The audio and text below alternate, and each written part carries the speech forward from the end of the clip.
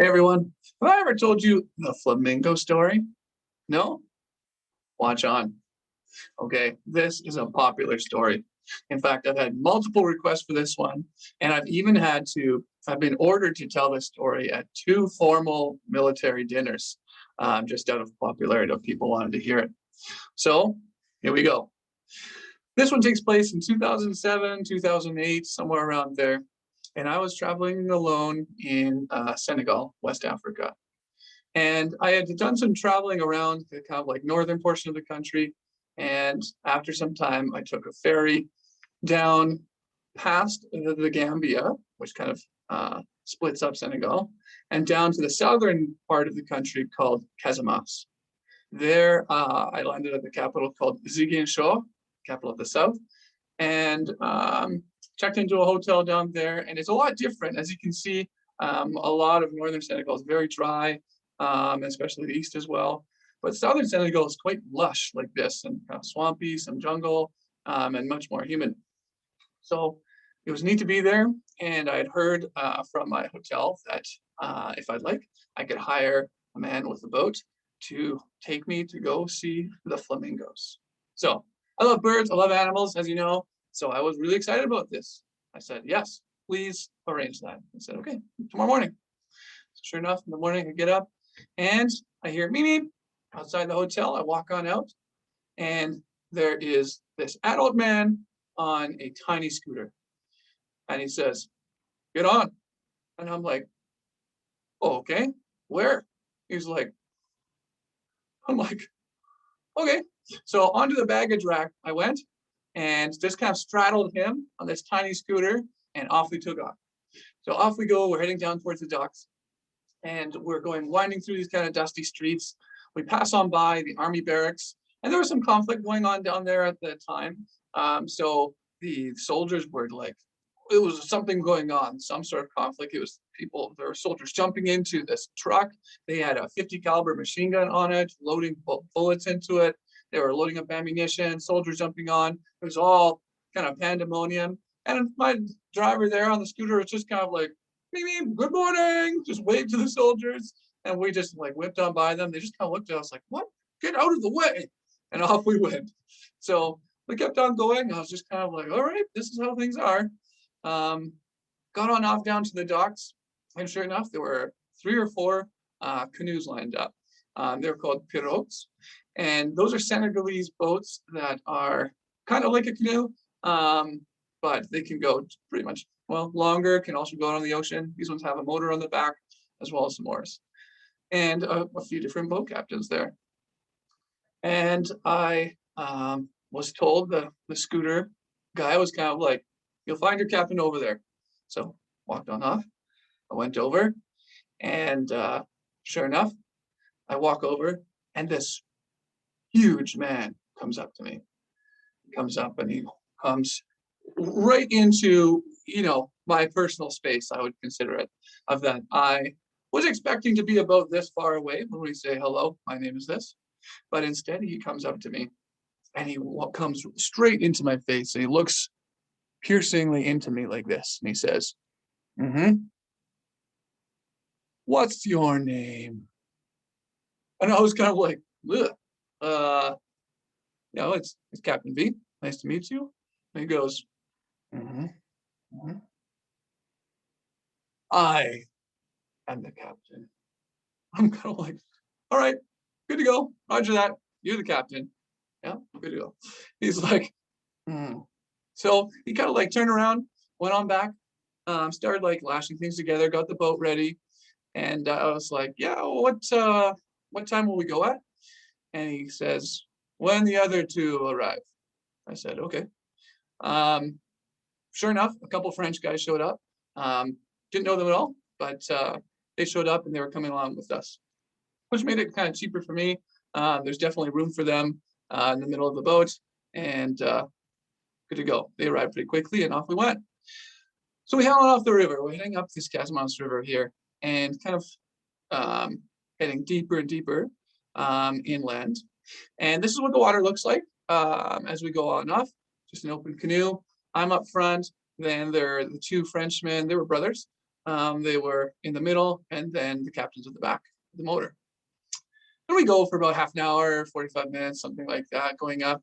Took some pictures of other birds on the way. Nice, beautiful day. Things are going great. And finally we get up to, we see these little dots in the distance, as you can see here.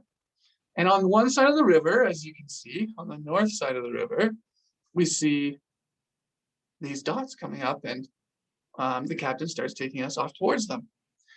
And we get about, well, we get to here. We get to this spot where this picture is taken. And I take this picture, I'm like, wow, look at that. Look at all these flamingos. We've found these flamingos. And sure enough, like there are hundreds, as you can see, of flamingos all spread out at this section of the river like this. So we start taking pictures, and the Frenchmen have a lot better camera than I do. They have got this big zoom lenses that I'm sure, I've never seen those photos, but I'm sure they're great of these flamingos. I have, as you can see, this like disposable camera at the time. So no zoom, not a very great camera, but you can get the gist of it from this picture that I took.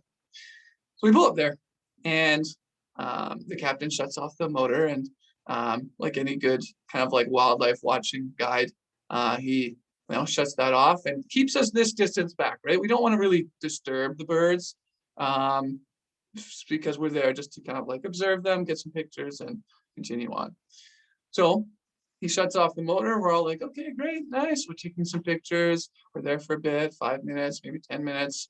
There's some other birds like these kind of near us and stuff like that. And then finally, I'm looking over, and he's looking at me. He's looking at the captain's looking at me. He's looking at like the camera that I have. He sees that I can't really do any kind of zoom or things like that. So zooming in or things like that. So I'm not sure if he took pity upon me or if he just personally was interested. But he then says to all of us, he says, hey, you guys want a better picture?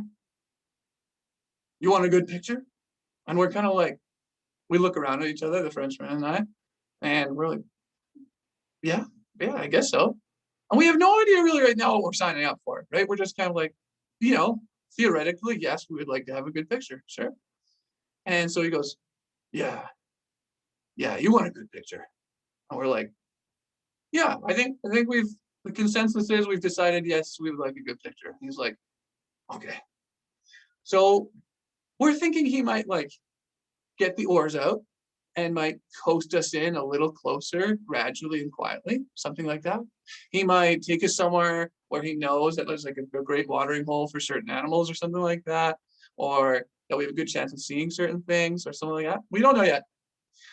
But instead, he doesn't pick up the oars. He doesn't fire up the engine or anything like that. Instead, he stands up. And he's kind of at this part of the boat here. He's at the back of the boat. He stands up and he starts walking forward. And he walks forward until he's right in the center of the canoe. And then at the center of the canoe, so he's now between, he's just past the Frenchman. So he's right in front of the second one. And he's between myself and the second Frenchman. So myself here, and then one of the French guys here. And he's now in the center of the canoe like this. He gets there and he kind of James Bond turns sideways like this, perpendicular, so that he's facing the flamingos. And now he doesn't just stand there and just look like this. He starts to square himself off, kind of like a linebacker in football, a rugby player in the scrum. He is getting all set. And he's kind of like cranking his neck. He gets his arms up like this. And it's like he's getting ready to dive tackle something. We're all of us in the boat are kind of like, what is happening? What have we signed up for? And then it begins. He gets all ready. He gets low. His knees are bent. Shoulders back. He gets his hands out. And he goes, ah. And we on the boat are like, and we're kind of like, what is happening here? And first, nothing happens. We're all just weirded out, right? He goes, ah. And we look over, and the flamingos, there's nothing rustling yet. So we're kind of still wondering what's happening. And so he goes like, he starts to get a little angrier. He goes, ah! And he's getting louder and angrier, it sounds like, in this voice. And he was a big guy. He was about, I'm about 6 feet tall, and he was probably a good 6 inches taller than me. Okay, he was a big guy, and he was an intimidating person, right? He was intimidating to me. So I can only imagine how intimidating he'd be to these flamingos. So finally, he's starting to ramp up, and he goes, ah! And one flamingo, I don't remember which one. It was one over here, directly across from us. This one flamingo hears this sound. And I look over, and this one flamingo goes, it's kind of like this. And it goes, eh. And it looks over, and it sees this huge man. It sees this guy in his football stance, and this fierce gaze, and it's looking at it. He focuses in on it. The captain focuses in on this bird. And the bird looks at him kind of like on one leg, right? Just like they are over there. Kind of goes, like, what's going on? And he goes, ah!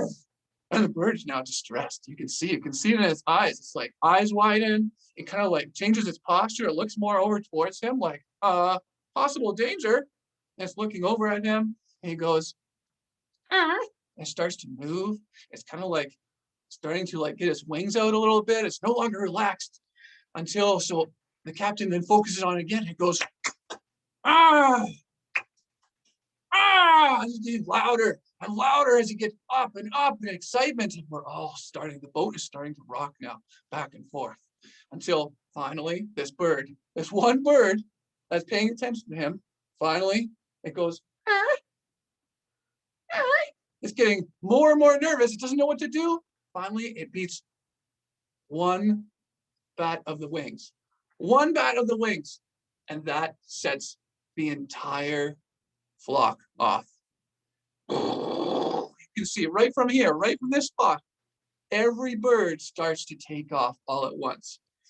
Now, the captain is feeding off this energy, and he's not letting up. He's still climaxing. He's going, ah! Ah, more claps, louder yells, more fierce ferocity. And we're now, the boat is shaking too. He's barely staying up on his legs as he's rocking the boat like this. We're all rocking back and forth in this shaky canoe. And the birds go straight up, and they don't go away. They come straight low over the water and then straight up over our heads. They're coming right at us like this. They come straight up, and he's going the whole time, ah! Ah!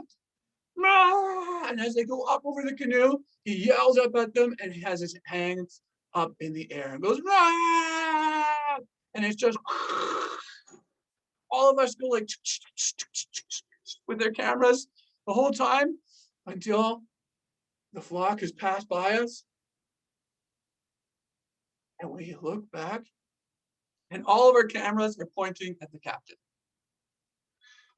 Because we've taken just as many photos of him as we have of any of the birds in this whole process. We're all on the kind of edge of our seat, and the captain now finally brings his hands down, and he goes,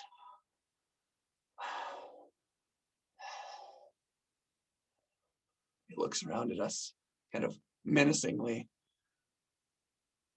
And he looks at us and he says, proudly, now that was a good picture. And he goes and sits down. And we look at each other, the Frenchman and I, and we're just like, okay, we made it. And sure enough, we had just as many pictures of the captain as we did of any of the birds. We continued on from there, and I had a great time down in Southern Senegal and saw lots of amazing animals, which you'll hear about in other videos. Hope you enjoyed the flamingo story. We'll see you again next time.